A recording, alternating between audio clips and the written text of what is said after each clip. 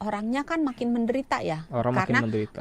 gejalanya akan makin tambah parah, batuknya akan tambah parah, batuknya keluar darah, terus berat badannya makin turun. Jadi dia akan menderita secara lahir batin. Lahir batin, Iya. fisik iya, Eh, mental iya, Ekonomi juga, karena ekonomi kalau juga. dia sakit dia nggak bisa kerja. Kalau dia nggak bisa Benar. kerja, penghasilan otomatis turun, produktivitas turun gitu.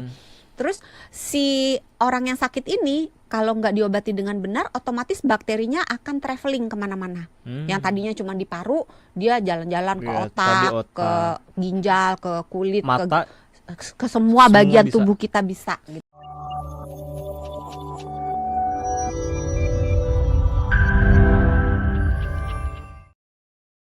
Intinya ini adalah sebenarnya apa sih?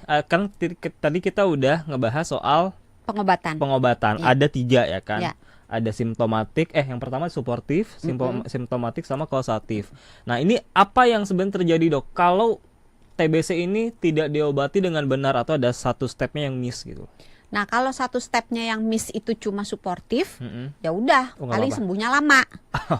Kalau misalnya Paling lagi. stepnya 6 bulan aja udah lama apalagi. iya, sekarang kalau orangnya nggak ada nafsu makan, dibiarin, makannya jelek, nutrisinya jelek, imun tubuhnya jelek, kemampuan untuk berperang melawan si bakterinya kan juga minimal gitu. Jadi sembuhnya lama. Tunggu dulu. Gitu. Yang 6 bulan itu kalau dilakukan semuanya benar nih. Iya. Suportif, Minimal. simptomatik, kausatif minimal itu 6 Minimal. bulan. Dengan catatan bakteri yang masuk itu bukan bakteri yang sakti. Karena si bakteri Mycobacterium tuberculosis itu sendiri terbagi jadi beberapa jenis. Ada yang kebal obat, resisten, ada yang tidak, yang masih cemen lah gitu, tingkat 1 gitu, tingkat dasar. Ada yang ahli. Nah, kalau yang udah pinter nih bakterinya, tambah lama lagi, bisa 9 bulan, bisa setahun, bisa 2 tahun gitu. Sorry, ini mungkin masih ada yang awam. Resistensi itu apa? Resistensi itu jadi gini, si bakteri biasanya dikasih antibiotik, misalnya rifampicin, dia mempan, bisa musnah bakterinya. Tapi kalau dia resisten, dikasih rifampicin, bakterinya cuek aja, nggak kena gitu. Oh, malah ngeledek. Iya, malah ngeledek. Jadi dia tetap hidup, dikasih dosis tinggi, nggak mempan juga. Gitu, bakteri bisa berarti nggak ngeledek gitu ya? mempan. Nggak kena. Nggak kena gitu. Bakterinya nakal Kurang ajar gitu. tuh bakteri Iya. ya. Nah, masalahnya banyak masyarakat yang berpikir, biarin aja dia nggak minum obat, biarin aja dia yang nanti badannya kebal gitu. Sebenarnya yang kebal bukan badannya, yang kebal kumannya. Jadi bakteri yang ada di dalam badan dia, bakteri yang ada di dalam badan orang yang minum obatnya nggak teratur, itu akan berubah sifat menjadi bakteri yang resisten, yang kebal terhadap antibiotik. Jadi kalau ada Nah, bakteri itu kalau nyebar, orang lain yang misalnya dia kalau minum obat taat pun, kalau yang masuknya itu adalah bakteri yang kebal, maka dia langsung jadi menderita yang kebal gitu. Jadi nggak minum obat bukan itu. badannya. Jadi nggak minum obat itu bisa jadi Nyusahin orang lain resistensi juga. Iya, nyusahin orang lain. Jadi bukan cuma nyusahin dia doang, tapi juga nyusahin seluruh orang baik yang dikenal maupun tidak dikenal. Nah, ini yang tadi, Dok, yang akan terjadi kalau tidak diobati dengan benar tuh apa ya? Satu, orangnya kan makin menderita ya. Orang karena makin menderita. Gejalanya akan makin tambah parah, batuknya akan tambah parah, batuknya keluar darah, terus berat badannya makin turun. Jadi dia akan menderita secara lahir batin. Lahir batin, Iya. fisik iya, mental iya, Ekonomi juga, karena ekonomi juga. kalau dia sakit dia nggak bisa kerja. Kalau dia nggak bisa kerja, penghasilan otomatis turun, produktivitas turun gitu. Terus si orang yang sakit ini kalau nggak diobati dengan benar, otomatis bakterinya akan traveling kemana-mana. Yang tadinya cuma di paru, dia jalan-jalan ke otak, ke ginjal, ke kulit, mata, ke semua bagian bisa. tubuh kita bisa gitu. Jadi dia akan makin tambah parah. Kalaupun bakterinya misalnya bakteri yang introvert, dia maunya di paru doang gitu. Dia makin lama akan menyebabkan parunya makin rusak. Sehingga si parunya ini kalau udah rusak, sama kayak kita kalau misalnya kena pisau atau apa, baret gitu kan. Nah, kan ada bekas lukanya. Di paru, ya ada codetnya. Codet. Di paru juga begitu, ada bekas lukanya, ada codetnya. Nah, codetnya itu menyebabkan fungsi parunya jadi turun. Setelah sembuh pun dia mungkin akan agak sesek, napasnya kurang panjang dan seterusnya gitu. Dan setelah hal ini terjadi, si bakterinya kalau diobatin kadang enggak teratur atau enggak tuntas, bakterinya belajar. Kemudian dia membangun mekanisme memperbaiki dirinya sendiri. Misalnya, dia kalau dilemparin batu biasanya mati nih.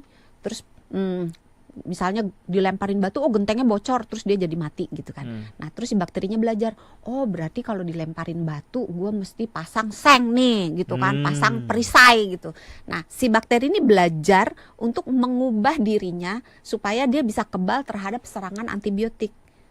Akibatnya makin susah lagi diobatin karena pakai antibiotik yang biasa nggak mempan, harus naik ke antibiotik yang lebih bagus, yang otomatis harganya pasti lebih mahal, otomatis pengobatannya jadi lebih kompleks. Lebih lama juga. Ya, lebih termasuk lama. Kalau berhenti minum obat di tengah jalan. Termasuk juga kan banyak ya pasien, ini saya tidak menutup kemungkinan karena pasien saya sendiri juga nakal ada beberapa gitu ya yang nanti ginjalnya rusak, terus ngurangin obat. Yang tadinya misalnya 3x1 dibikin aja 2x1 gitu. Dengan nggak tau lah, kadang-kadang pemikirannya agak aneh, biar ngirit lah, biar kan ketemu dokternya nanti biar agak lamaan dikit gitu. Aneh-aneh deh pokoknya pasien itu yang kita pikir kok bisa ya dia mikir seperti itu ya, tapi ternyata iya ada. No itu ya. No. Nggak boleh. No. Jangan ya sahabat Sonora ya, ingat ya, kita menjaga kesehatan kita sendiri itu tanggung jawab kita, tapi juga tanggung jawab kita untuk menjaga kesehatan orang lain. Iya, karena ini kan menular juga. Iya. Kita langsung masuk ke banyak ya. Aduh, Oke. Ini waktunya tinggal sedikit. Kita mulai gitu dari kan. bawah. Ya. Yang pertama adalah Irawan. Ya. TB yang dalam masa pengobatan itu menularkan tidak atau harus karantina selama pengobatan? Ya, terima kasih Pak Irawan pertanyaannya. TB dalam pengobatan biasanya dikarantina, diisolasi, diisolasi 2-3 minggu setelah dia mengobati, setelah dia mendapatkan pengobatan, dia boleh bekerja seperti biasa. Berkomunikasi dengan orang lain seperti biasa 2-3 minggu awal. Jadi masa itu dianggap masih TB-nya itu masih berpotensi menularkan. Setelah itu boleh. Boleh. Tapi masih ada peluang menularkan. Kalau dia minum obat tidak. Tidak. Selama minum obat terus biasanya pokoknya. tidak. Kuncinya minum obat 2-3 minggu pertama. Oke, Pak Irawan, terima kasih.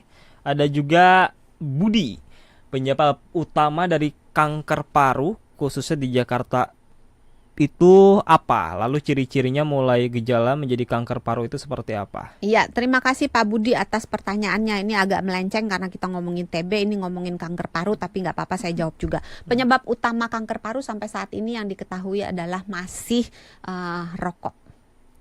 Rokok. Masih rokok. Iya, belum tergeserkan. Tetapi dengan orang kena TB, daya tahan tubuhnya otomatis lebih rendah gitu, sehingga kemungkinan kena kanker bisa naik. Tapi orang yang kena kanker potensinya untuk kena TB akan naik karena pada orang-orang kanker kan daya tahan tubuhnya otomatis turun kan. Nah sehingga dia lebih rentan kena infeksi yang lain. Gitu. Terus gejalanya biasanya batuk dan biasanya orangnya berat badannya makin lama makin turun. Terus secara general rasa kayak nggak enak gitu, kayak lemes, kayak nggak enak gitu.